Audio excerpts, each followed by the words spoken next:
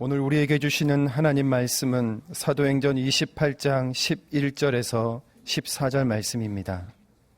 석 달 후에 우리가 그 섬에서 겨울을 난 알렉산드리아 배를 타고 떠나니 그 배의 머리 장식은 디오스구로라.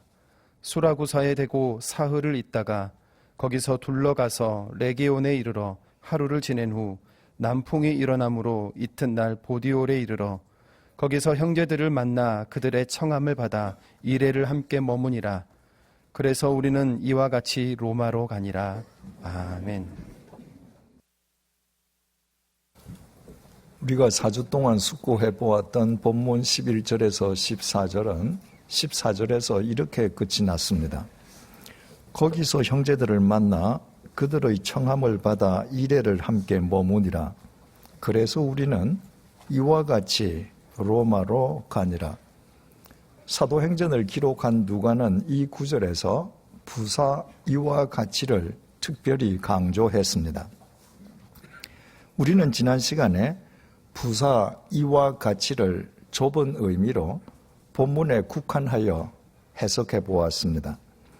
죽음의 유라굴로 광풍으로 멜리데 섬에서 겨울을 지내느라 석 달이나 지체된 바울의 로마 행이 이듬해 봄에 멜리데 섬을 출발하고서도 왜 또다시 10하루나 지체되었었는지 그 까닭을 함께 생각해 본 것입니다. 그리고 지난 시간에 예고해 드린 것처럼 오늘부터는 본문의 부사 이와 같이를 넓은 의미로 바울의 전 생애에 적용시켜 숙고해 보도록 하겠습니다. 하나님께서 바울을 어떻게 부르셔서 어떻게 훈련시키시고 어떻게 사용하시고 어떻게 로마에 이르게 하셨는지 몇 차례에 걸쳐 지도를 보면서 함께 숙고해 보려고 합니다.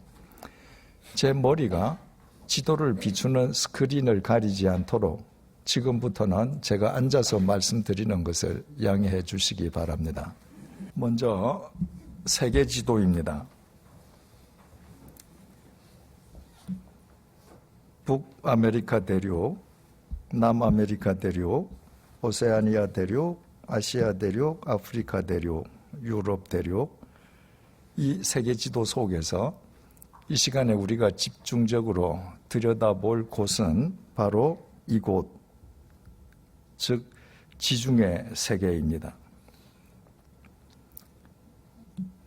이것이 지중해 세계, 그러니까 2000년 전에 로마 제국의 지도입니다. 당시 로마 제국은 유럽 대륙의 이탈리아 반도를 중심으로 해서 발칸 반도에서 오늘날의 스위스와 독일, 프랑스, 스페인을 거쳐서 아프리카 대륙의 알제리, 튀니지, 리비아, 이집트, 그리고 아시아 대륙의 팔레스타인과 터키 대륙을 포함하는 거대한 제국이었습니다. 바로 이곳이 로마 제국의 수도 중심인 로마입니다. 반면에 바울이 태어난 곳은 오늘날 터키 대륙이라고 불리는 아시아 대륙, 터키 대륙의 동남쪽 다소였습니다. 다소에서 바울은 유대인 부모 사이에서 유태인으로 태어났습니다. 바울의 아버지는 유태인이면서도 로마 시민권을 가지고 있었기 때문에 바울 역시 태어나면서부터 로마 시민으로 태어났습니다. 그러나 대로마 제국의 중심인 수도 로마의 입장에서 보자면 바울이 태어난 아시아 대륙의 다소는 저 먼 변방에 지나지 않았습니다. 주님께서는 대로마 제국을 새롭게 할 당신의 대책으로 로마 제국의 중심인 로마의 주류 사회 세도가를 선택하시지 않고 로마 제국의 변방 다소의 바울을 선택하셨습니다. 어디 그뿐입니까? 하나님의 독생자인 예수 그리스도께서 이 땅에 태어나실 때 바울이 태어난 다소보다도 더 변방인 베들레헴에서 태어나셨습니다. 예수님은 바울처럼 로마 시민권도 없었습니다. 예수님은 로마 제국의 식민 통치를 당하는 식민지 땅에서 식민지 백성으로 태어났습니다. 그리스도인은 이것을 아는 것이 중요합니다. 로마 제국 중심부인 수도 로마에서 주류 사회에 진입해 있던 사람들은 누릴 것도 가진 것도 믿을 것도 많았기에 그들의 마음속에 주님을 모실 틈이라고는 바늘 구멍만큼도 없었습니다. 하나님의 독생자이신 예수님과 바울이 로마 제국 저 변방에서 탄생하신 까닭이 바로 거기에 있었습니다. 지금 대한민국 주류 사회에 진입해 있습니까? 대한민국 주류 사회에 들어가기 위해서 지금 밤낮으로 안간힘을 쓰고 있습니까? 우리가 날마다 우리의 심령을 주님께서 거하실 변방으로 견지하지 않는 한 우리가 대한민국의 주류 사회에 진입하는 순간 우리는 겉으로만 그리스도인일 외식주의자로 전락하고 말 것입니다. 그리스도인의 경건 훈련은 자신의 심령을 주님 거하실 변방으로 견지하기 위함이어야만 합니다. 다소에서 태어난 바울은 젊은 시절에 예루살렘 융합길에 올랐습니다.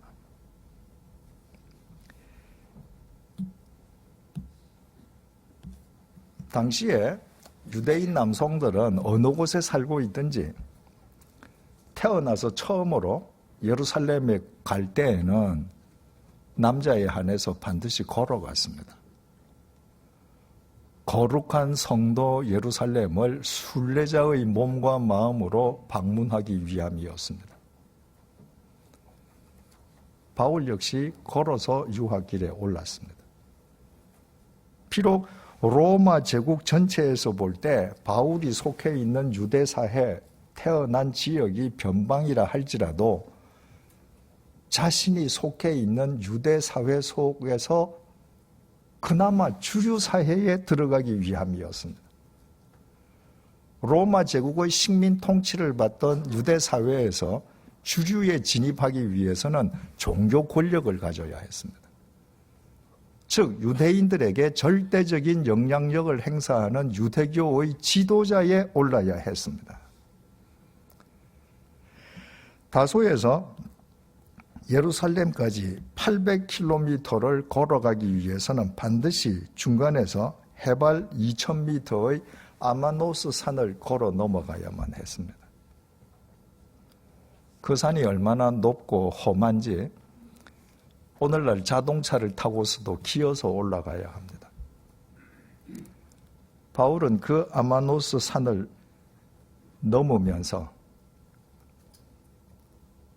기필코 유대사회 주류에 편입되리라 굳게 다짐했을 것입니다. 바울은 예루살렘에서 당시 최고의 율법 선생이었던 가말리엘 선생으로부터 율법을 수학했습니다.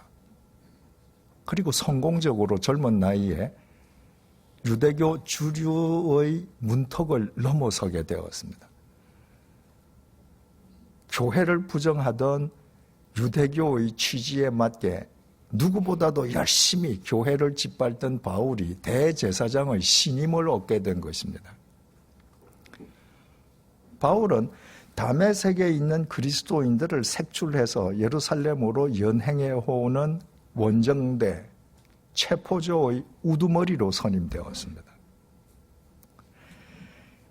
다메섹은 예루살렘에서 213km 떨어져 있었습니다. 바울은 그 먼 곳에 있는 그리스도인들을 잡으러 다메섹을 향했습니다. 이제 그 임무를 성공적으로 완수하면 바울은 젊은 나이에 무난하게 유대교 주류 속으로 들어갈 수 있었을 것입니다. 그러나 주님께서는 바울이 유대교의 주류 속에 진입함으로 당신과 무관한 인간이 되는 것을 그냥 내버려 두시지 않았습니다. 바로 이 다메섹 도상 길 위에서 주님께서 빛으로 바울을 사로잡으셨습니다. 그의 인생 계획을 무산시키신 것입니다. 바울이 주님의 빛에 사로잡힌과 동시에 바울은 시력을 상실해 버렸습니다. 조금 전까지만 해도 다메섹에 있는 그리스도인들을 체포하기 위해서 보무도 당당하게 다메섹을 향하여 걸어가던 바울은 앞도 보지 못한 채 겨우 다른 사람의 손에 이끌려서야 다메섹에 들어갈 수 있었습니다. 다메섹에서 사흘 동안 식음을 전폐한 바울은 주님께서 보내주신 선지자 아나니아의 안수 기도를 받고 눈에서 비늘 같은 것이 벗겨지면서 시력을 회복했습니다. 그동안 바울의 눈을 뒤덮고 있던 세상의 백태가 벗겨지면서 비로소 주님을 볼 수 있는 영안이 바울에게 열린 것이었습니다. 자신이 그토록 부정하고 짓밟던 나사렛 예수가 인간을 구원하기 위해 이 땅에 강림하신 그리스도라는 사실을 자기 눈으로 확인한 이상 바울은 가만히 앉아서 침묵할 수가 없었습니다. 다메섹에서 시력을 다시 되찾자마자 바울은 거리로 뛰쳐나가서 유대인들 당신들이 죽인 예수가 부활한 그리스도라고 외치기 시작했습니다. 다메섹의 유대교인들이 그 바울을 가만히 내버려 둘 리가 없었습니다. 다메섹의 유대교인들은 하루아침에 유대교의 배신자가 되어버린 바울을 죽이려 했습니다. 그토록 유대교 주류가 되기를 열망했던 바울이 도리어 유대교로부터 죽여 마땅한 배교자로 낙인 찍혀버린 것입니다. 다메섹의 신자들이 바울을 광주리에 넣어서 성벽 위에서 줄을 달아 내림으로 바울은 겨우 다메섹을 빠져나왔습니다. 그 이후에 바울은 3년 동안 아라비아 광야에서 홀로 스스로 경건 훈련의 기간을 가졌습니다. 당시 아라비아 반도에서 다메섹에 이르기까지 전 지역을 아라비아라고 불렀기 때문에 그때 바울은 다메섹 근처의 아라비아 광야에서 경건 훈련을 했던 것으로 추정이 됩니다. 그 이후에 바울은 예루살렘을 찾아 올라갔습니다. 유대교의 주류가 되기 위해서 예루살렘으로 유학했던 바울이 유대교의 배교자로 되돌아온 것입니다. 바울은 예루살렘에서 사도 야고보와 베드로를 만나서 그들로부터 예수님에 대한 증언을 직접 청취했습니다. 그리고 바울은 예루살렘에서도 예루살렘의 유대인들에게 예수가 그리스도라고 증언했습니다. 예루살렘의 유대인들 역시 바울을 죽이려고 했습니다. 예루살렘 신자들이 바울을 데리고 가이사라로 함께 내려가서 그곳에서 바울의 고향인 다소로 가게 했습니다. 지도에서 보시는 것처럼 가이사라는 지중해 항구 도시입니다. 예루살렘 신자들이 바울을 가이사라 항구까지 데리고 가서 그곳에서 바울을 고향으로 가게 한 것입니다. 가는 곳마다 유대교인들이 바울을 죽이려고 하는 상황 속에서 바울의 생명을 보장할 수 있는 곳은 바울의 고향밖에 없다고 생각한 것입니다. 그들이 바울을 가이사라로 데리고 가서 고향으로 가게 했다는 것은 이 항구에서 배를 타고 가라고 하였음이 분명합니다.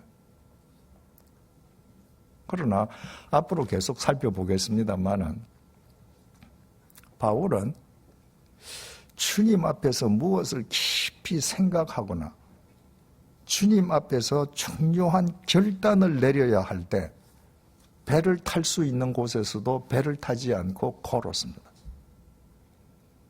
그로 미루어 저 개인적으로는 바울이 이때에도 가이사라에서 다소까지 걸어간 것으로 판단하고 있습니다. 인간의 야욕으로 예루살렘을 향해 올라가던 바로 그 두 발로 예수 그리스도의 심장으로 이번에는 왔던 길을 되걷고 아마노스 산을 되넘어 오직 예수 그리스도에게 이끌려 고향으로 내려간 것입니다. 고향에 낙향한 바울은 고향에서 물경 13년 동안 칩거해야만 했습니다. 예루살렘 유학길에 올랐던 젊은 바울이 어느 날 고향으로 되돌아오더니 13년 동안 고향에 칩거합니다. 고향 사람들이 보기에 그 바울은 실패자 아니었겠습니까? 그러나 바울은 젊은 혈기로 고향을 박차고 뛰쳐나오지 않았습니다. 바울은 오직 주님을 신뢰하면서 주님의 때가 이르기까지 주님의 말씀으로 자신의 마음을 추스르고 또 추슬렀습니다. 그리고 마침내 주님의 때가 이르렀을 때에 주님께서는 바울이 상상치도 못한 길로 바울을 불러내셨습니다. 안티옥 교회 담임 목사인 바나바를 통해 다소의 바울을 안티옥 교회의 공동 담임 목사로 불러내신 것입니다. 그때까지 바울은 자기가 교회 목회자가 되리라는 생각은 꿈에서조차 해본 적이 없었습니다. 바울이 예루살렘에서 유대교의 주류에 진입하기 위해서 유대교가 부정하는 교회를 짓밟는 일에 누구보다도 앞장서서 마구 교회를 짓밟던 그 시기에 유대교의 핍박을 피해서 많은 예루살렘 신자들이 동서남북 사방으로 흩어졌습니다. 흩어진 신자들은 어느 곳에서 정착하든지 자신들이 정착한 그곳에서 현지의 유대인들에게 복음을 전했습니다. 우리가 선조 때부터 기다리던 메시아가 바로 예수라고 유대인들에게 전한 것입니다. 그런데 아프리카 구레네와 구브로 섬에서 안티옥에 이런 몇 명의 유대인 신자들이 안티옥에 있는 유대인들이 아니라 안티옥에 있는 헬라인들, 즉 안티옥의 이방인들에게 복음을 전하면서 수많은 안티옥의 헬라인들이 복음을 영접했습니다. 2000년 기독교 역사상 최초로 이방 세계에서 최초의 이방인 교회가 탄생한 것입니다. 예루살렘에 있던 사도들은 이방 세계에서 최초의 이방인 교회가 세워졌다는 소식을 듣고 깜짝 놀랐습니다. 그들은 바나바를 안티옥 교회의 초대 담임 목사로 파송했습니다. 바나바의 헌신적인 목회로 안티옥의 신자들은 점점 더 늘어났습니다. 혼자 힘이 붙인 바나바는 그의 역량을 익히 알고 있는 바울을 다소까지 찾아가서 자신과 함께 안티옥 교회를 공동 목회해 주기를 요청했습니다.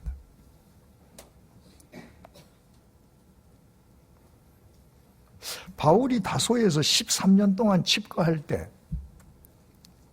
바울의 눈앞에 현실적으로 보이는 것은 아무것도 없었습니다. 그러나 주님께서는 그 바울을 위해 다소에서 175km 떨어진 안티옥에서 치밀하게 역사하고 계셨습니다. 그리고 당신의 때가 이르렀을 때에 안티옥의 바나바를 다소의 바울에게 보내셔서 바울을 불러내셨습니다. 바울은 자신을 찾아온 바나바와 함께 안티옥 교회로 가기 위해서 인생 세 번째로 아마노스 산을 다시 넘어서 안티옥으로 갔습니다.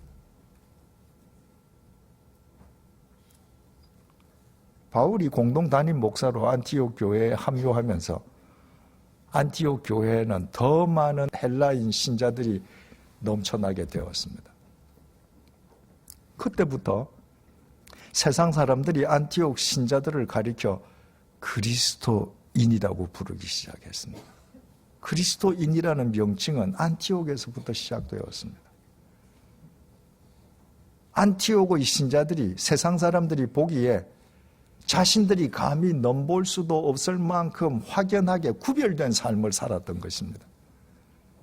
이를테면 안티옥 신자들은 바울과 바나바의 헌신 속에서 진짜 예수쟁이들이었습니다. 바울과 바나바가 안티옥 교회에서 공동 담임 목회를 시작한 지 1년이 지났을 때입니다. 주님께서 이번에는 안티옥 교회의 바울과 바나바를 지중해 세계를 위한 전도자로 불러내셨습니다. 그건 역시 바울의 인생 계획이나 예측에 전혀 없던 일이었습니다. 바울과 바나바는 주님의 명령에 순종해서 바나바의 사촌동생 마가를 수행원으로 삼아서 1차 전도 여행에 나섰습니다. 그 첫 번째 전도 여행팀의 우두머리는 바나바였습니다. 그들은 안티옥의 외항인 실루기아에서 배를 타고 구브로 섬으로 갔습니다. 첫 번째 전도팀, 2000년 교회 역사상 첫 번째 전도팀의 첫 번째 전도지가 구브로였던 것입니다. 구브로는 바나바의 고향이었습니다. 전도팀의 우두머리였던 바나바가 첫 번째 전도지를 자기 고향으로 삼은 것입니다. 구브로의 동쪽 항구 살라미에 전도팀이 내렸습니다. 그리고 서쪽 항구 바보에 이르기까지 구브로 섬을 관통하면서 그들은 복음을 전했습니다. 그런데 이 섬을 관통하는 동안에 바울에게는 역사적인 두 가지의 사건이 일어났습니다. 첫 번째 사건은 전도팀의 우두머리가 바나바에서 바울로 바뀐 것입니다. 교회 목회와는 달리 전도 현장에 나가니까 바울의 역량이 바나바보다 월등 탁월했습니다. 주님께서는 바울을 그렇게 지중해 세계를 위한 전도 무대의 전면에 내세우시기 위해 그토록 오래도록 바울을 기다리게 하시고 준비하게 하시고 훈련시켰던 것입니다. 바울에게 일어난 두 번째 사건은 바울의 이름이 사울에서 바울로 바뀐 것입니다. 바울은 이스라엘 초대 왕인 사울 왕을 배출한 베냐민 지파 출신이었습니다. 바울의 아버지는 바울 아들을 낳고 나서 자신이 속한 베냐민 지파가 자랑스럽게 배출한 초대 왕 사울 왕처럼 크고 출세하라는 의미에서 자기 아들 이름을 사울이라고 지어주었습니다. 그런데 구브로 섬을 관통하면서 바울은 인간의 야욕에 물든 사울이라는 이름을 버리고 주님 앞에서 지극히 작고 작은 바울이 되었습니다.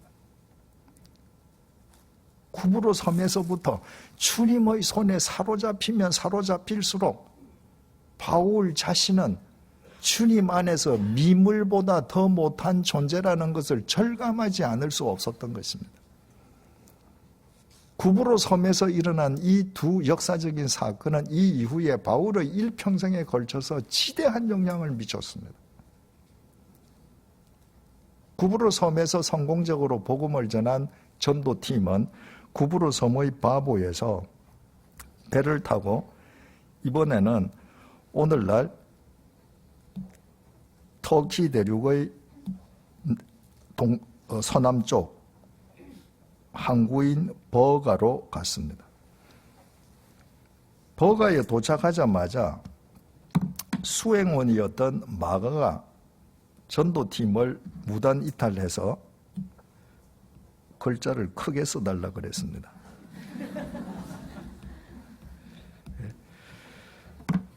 수행원이었던 마가가 전도팀을 무단 이탈해서 집으로 돌아가 버렸습니다. 부잣집 외동아들이었던 마가가 전도 여행의 어려움을 견디지 못한 것입니다.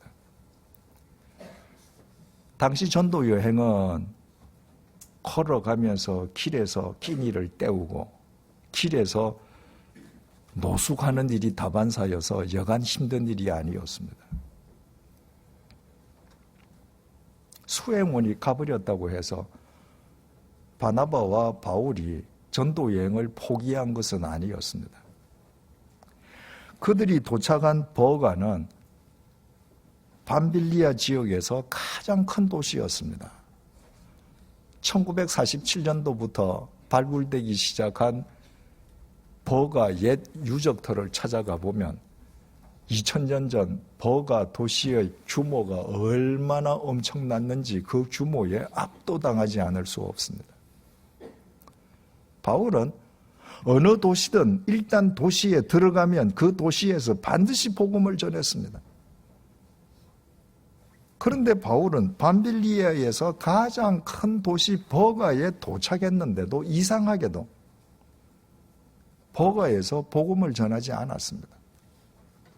그리고 그냥 버가를 지나쳤습니다.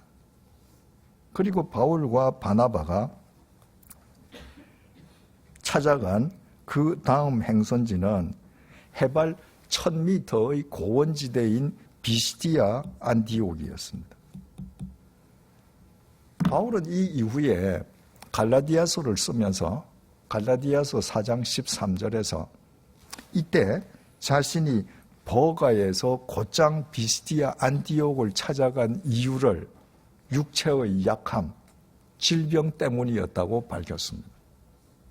버가는 고온 다습한 저지대입니다.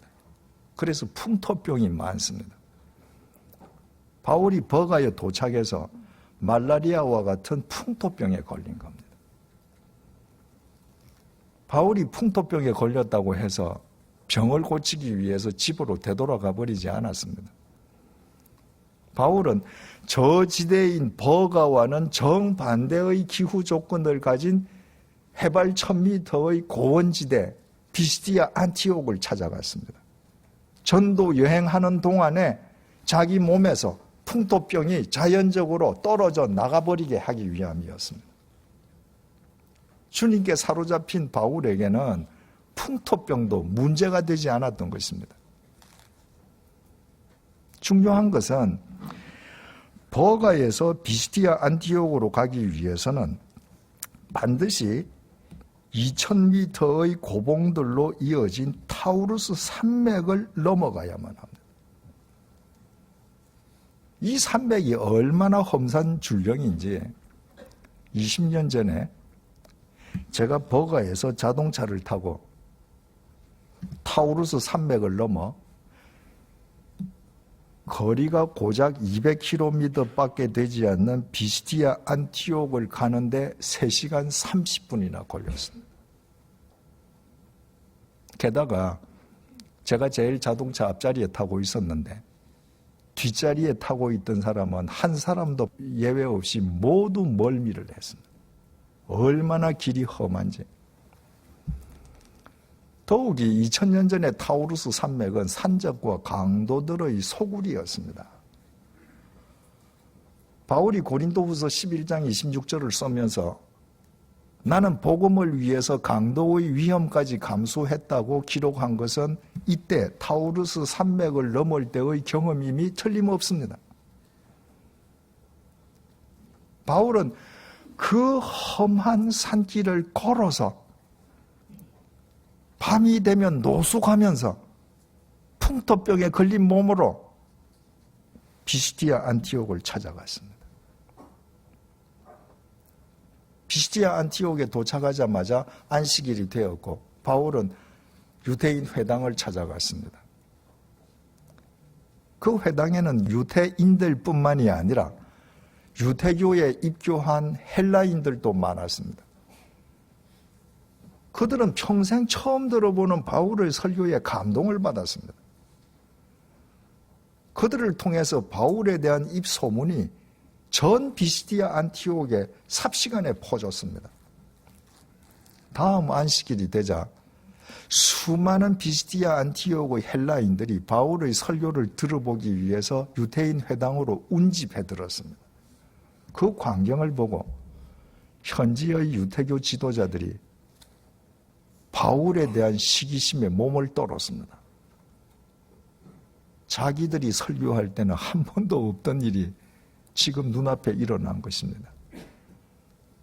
그들은 현지의 유력자들을 충동질하고 바울을 모함해서 바울과 바나바를 그 도시에서 추방시켜 버렸습니다. 비시디아 안티옥에서 추방당한 바울과 바나바는 동남쪽에 있는 이고니온으로 갔습니다. 비시디아 안티옥에서 동남쪽으로 180km 떨어져 있는 이고니온으로 가기 위해서는 높고 낮은 산을 30개나 넘어야 합니다. 그런데 바울은 비시디아 안티옥에서 제일 가까운 도시가 이고니온이라는 사실을 알고 그 도시를 찾아가기 위해 30개의 산을 조금 더 개의치 않았습니다. 이고니온에서도 적지 않은 현지인들이 복음을 받아들였습니다. 그러나 이고니온의 유대인들 역시 바울을 돌로 쳐 죽이려고 했습니다. 그 덕분에 바울은 남쪽으로 45km 지점에 있는 루스드라로 갔습니다. 루스드라에서 바울이 예수 그리스도의 이름으로 선천성 하반신 마비자를 일으켜 세웠습니다. 그 광경을 목격한 현지인들이 바울과 바나바는 인간이 아니라 하늘에서 내려온 신이라면서 제물을 바쳐서 경배하려고 했습니다. 바울과 바나바가 옷을 찢으면서 자신들도 그들과 똑같은 인간임을 강변해서 겨우 그들의 경배를 물리쳤습니다. 자신들이 배척하고 죽이려 했던 바울이 루스드라에서 예수를 전하고 있다는 소문을 비시디아 안티옥의 유대인들과 이고니온의 유대인들이 들었습니다. 그들이 한순간에 루스드라를 덮쳤습니다. 바울을 제거하기 위해서 비시디아 안티옥의 유대인들은 225km, 이고니온의 유대인들은 45km를 멀다 하지 않고 달려온 겁니다. 그들이 루스드라 현지인들을 충동질해서 바울에게 돌팔매질을 했습니다. 얼마나 심한 돌팔매질이었는지 견디지 못한 바울은 실신했습니다. 실신한 바울을 사람들은 숨소리가 들리지 않았는지 죽은 시체라고 판단하고 바울을 질질 끌고 성 밖으로 나가서 쓰레기장에 내버려 버렸습니다. 실신한 바울을 사람들이 죽은 시체라고 생각할 정도로 바울이 심한 죽음의 돌팔매질을 당하는데도 바울과 한 팀을 이루었던 바나바는 그들의 돌팔매질을 저지하기 위한 어떤 시도도 하지 않았습니다. 단 한마디의 이의도 제기하지 않았습니다. 자기 동료가 돌에 맞아 지금 죽어가는 것을 자기 두 눈으로 처음부터 끝까지 목격하면서도 바나바는 오로지 침묵으로 일관했습니다. 두려웠기 때문일 것입니다. 공연이 잘못 나섰다가는 자기도 그 죽음의 돌팔매질을 당할 것이 뻔했습니다. 그런데 죽은 줄 알았던 바울이 일어났습니다. 그때 바나바가 바울 앞에서 얼마나 부끄러웠겠습니까? 바나바가 바울의 눈인들 제대로 볼 수 있었겠습니까? 여러분, 침묵은 금입니다. 그러나 침묵하지 말아야 할 때 침묵하는 것은 비겁한 비굴입니다.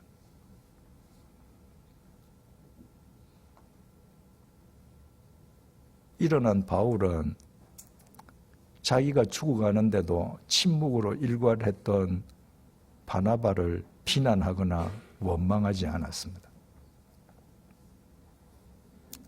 만약에 바울이 인간의 위로나 도움을 절대시하는 사람이었다면 자기가 죽어가는데 침묵으로 일관했던 동료 바나바에게 크게 배신감을 느꼈을 것입니다. 그러나 바울의 위로자는 주님 한 분이셨습니다.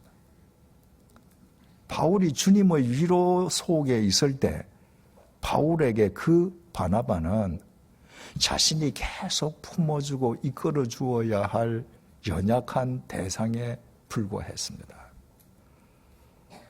바울은 아무 일도 없었던 것처럼 상처투성이의 몸으로 다시 바나바와 동행해서 다음 행선지인 더베로 갔습니다. 루스드라에서 동쪽으로 140km 지점에 있는 더베에서도 많은 사람들이 복음을 영접했습니다. 더베라고 하는 이 지점이 중요한 것은 더베에서 계속 동쪽으로 가면 200km 못 미쳐서 바울의 고향 다소가 있습니다. 더욱이 이 지도를 보시면 아시는 것처럼 더베에서 출발지인 안티옥 교회로 되돌아가기 위해서는 왔던 길로 역류할 필요가 없이 고향을 거쳐가는 길이 안티옥으로 귀환하는 최단 코스입니다. 만약에 이 길을 선택한다면 바울은 자기 고향 다소에 가서 풍토병에 걸리고 돌팔매질을 당한 몸을 추스르고 휴식을 취할 수 있었습니다. 개인적으로는 이 길이 훨씬 좋았습니다. 그런데 바울은 이 길을 택하지 않았습니다. 바울은 더베에서 180도 돌아섰습니다. 그리고 왔던 길을 거꾸로 되돌라 거슬러 갑니다. 이유는 하나였습니다. 비스티아 안티옥에서, 이고니온에서, 루스드라에서 자기에게 복음을 전해받았던 사람들은 모두 예수를 처음 믿은 초신자들이었습니다. 그 초신자들을 다시 만나서 그들의 믿음을 다져주기 위함이었습니다. 바울이 루스드라로, 이고니온으로, 비스티아 안티옥으로 자기를 죽이려는 유대인들이 득실거리는 그곳으로 다시 되돌아간다는 것은 죽음의 돌팔매질을 자청하는 일이었습니다. 그러나 바울에게는 죽음의 돌팔매질도 문제가 되지 않았습니다. 바울은 루스드라, 이고니온, 비스디아, 안디옥을 찾아가서 자기로부터 복음을 영접했던 초신자들을 일일이 만나서 그들의 믿음이 깊이 뿌리 내릴 수 있도록 해주었습니다. 그리고 비스디아 안티옥에서 다시 타우루스 산맥을 넘어서 버가로 되돌아왔습니다. 그리고 풍토병에 걸려서 그냥 지나쳤던 버가에서 이번에는 복음을 전했습니다. 바울이 구브로 섬에서 버가를 찾아갈 때 구브로 섬 항구 바보에서 버가까지 배를 타고 가지 않았습니까? 그런데 버가에서 복음을 전하는 사역을 다 끝낸 바울이 안티옥으로 되돌아가는데 버가에서 배를 타고 안티옥으로 가지 않았습니다. 바울은 버가에서 10km 떨어져 있는 아탈리아까지 일부러 걸어갔습니다. 그리고 거기에서 배를 타고 안티옥으로 귀환했습니다. 바울이 버가에서 배를 탈 수 있는데도 굳이 아탈리아까지 걸어간 것은 그 길을 걸으면서 이제 방금 끝난 1차 전도 여행을 주님 안에서 재정리하고 복귀하기 위함이었을 것입니다. 최소 1년에서 1년 이상 혹은 최대 2년까지 소요된 것으로 추정되고 있는 바울의 1차 전도 여행은 이와 같이 끝이 났습니다. 어떻습니까? 만약에 주님께서 다메섹으로 가던 바울을 다메섹 도상에서 사로잡아 주시지 않았더라면 다메섹의 인생 계획을 무산시키지 않으셨다면 바울이 어떻게 되었겠습니까?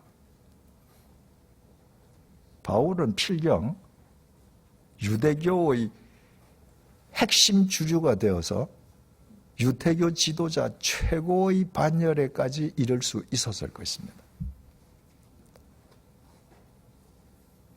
그러면 바울이 성공하고 출세한 겁니까? 바울이 유태 사회에서 유태교의 최고봉에 올랐다 할지라도 로마 제국의 중심인 로마의 주류 사회에서 보면 그건 저 먼 변방의 어린아이들 소꿉장난에 지나지 않지 않겠습니까? 그 바울이 예루살렘에서 온갖 재주를 다 부려서 로마의 주류 사회 속으로 편입되었다고 하십시다. 그러면 바울이 성공한 겁니까? 출세한 겁니까? 바울은 로마에서 잠시 위세를 부리고 호의호식 하다가 벌써 로마에서 한 줌의 흙으로 사라져버리고 말았을 것입니다. 주님께서 다메섹 도상에서 바울의 인생 계획을 무산시켜 주신 것, 바울을 사로잡아 주신 것, 은혜 중의 은혜였습니다. 그때 바울의 인생 계획이 무산되므로 바울은 주님의 영원한 사도, 영원한 하나님 나라의 영원한 주류가 될 수 있었습니다. 13년 동안 고향 다소에서 칩거하고 있는 바울을 안티옥 교회로 불러내신 분도 주님이셨습니다. 아무것도 모르는 바울을 위해 주님께서 이방 세계의 전초 기지인 안티옥 교회를 세우시고 그를 공동 담임 목사로 불러내신 것입니다. 지중해 세계의 전도자로 불러내신 분도 주님이셨습니다. 그 모두 바울의 계획이 아니었습니다. 첫 번째 전도지였던 구브로 섬에서 주님께서 전도 무대의 전면에 바울을 나오게 하시지 않았더라면 다음 시간에 2차 전도 여행을 통해서 확인해 볼 수 있겠습니다만은 전도 여행의 처음 우두머리였던 바나바는 자기 고향인 구브로에서만 복음을 전하고 안티옥으로 되돌아갔을 것입니다. 첫 번째 전도지였던 이 구브로 섬에서 인간의 야욕에 찌든 사울의 이름을 버리고 주님 앞에서 지극히 작고 작은 바울이 되지 않았더라면 앞으로 있을 전도 여행지에서 영웅으로 부상할 바울 역시 죄성으로 사울 왕처럼 어느 날 자기 교만으로 파멸당하고 말았을 것입니다.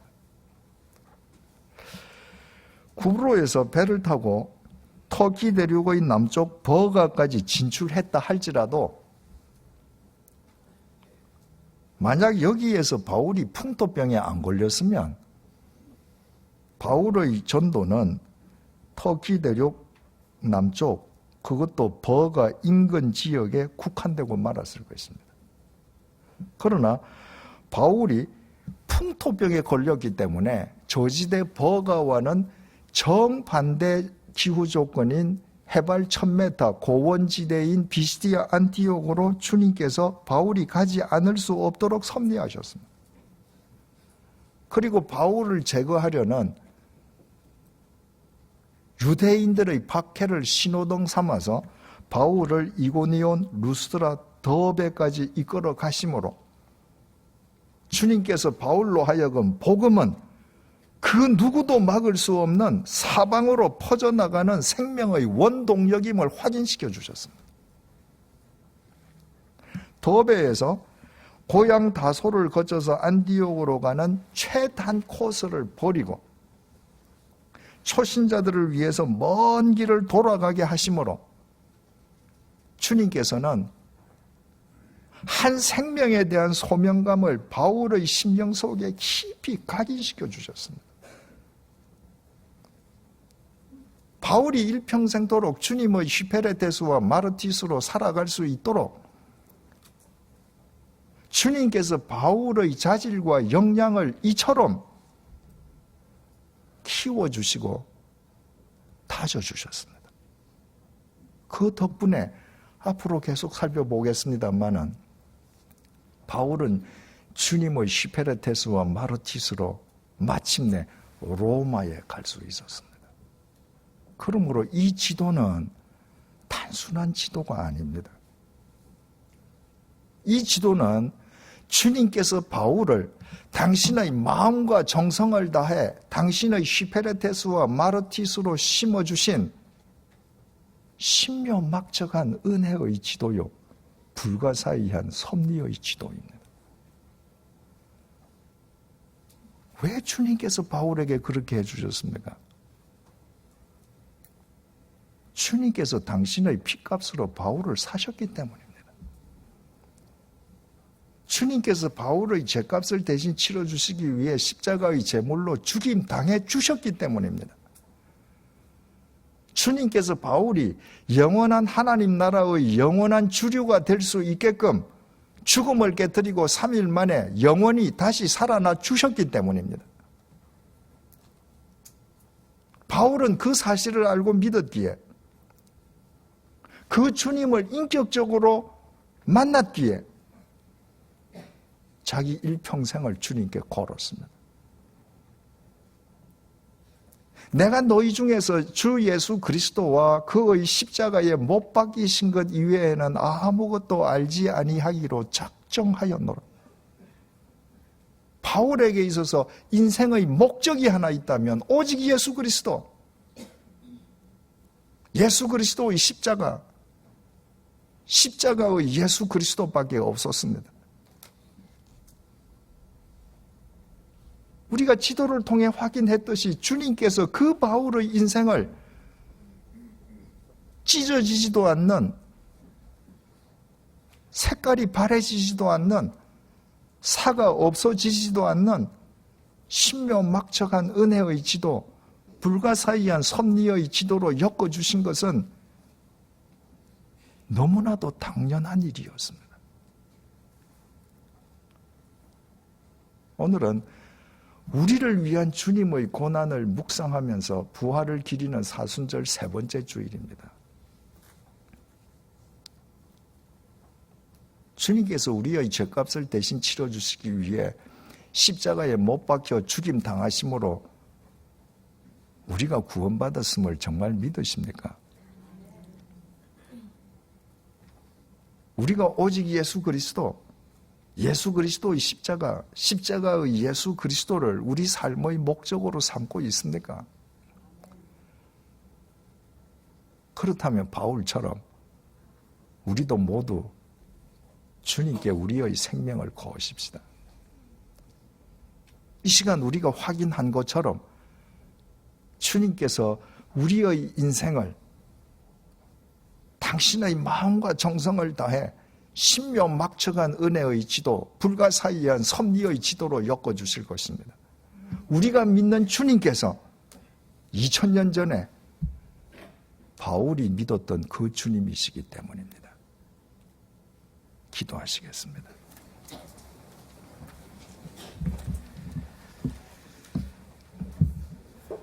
사순절 셋째 주일을 맞은 오늘 십자가의 주님께서 바울을 위해 친히 엮어주신 신묘막측한 은혜의 지도, 불가사의한 섭리의 지도를 우리의 두 눈으로 직접 보게 해주셔서 감사합니다.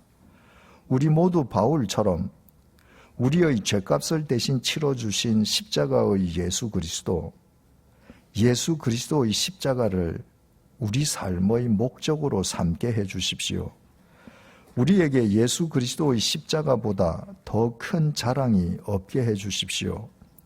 십자가의 예수 그리스도에게 우리의 생을 걸게 해주십시오.